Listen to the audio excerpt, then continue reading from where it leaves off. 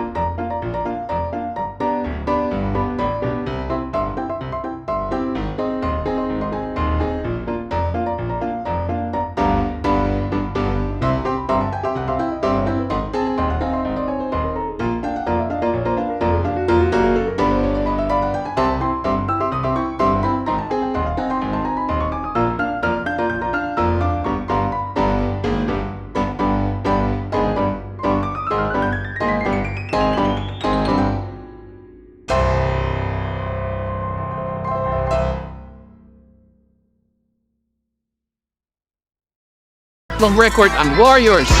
Kaya sanay na rin ang Dubs sa ganitong sitwasyon. Naitala ni Curry ang 70 regular season.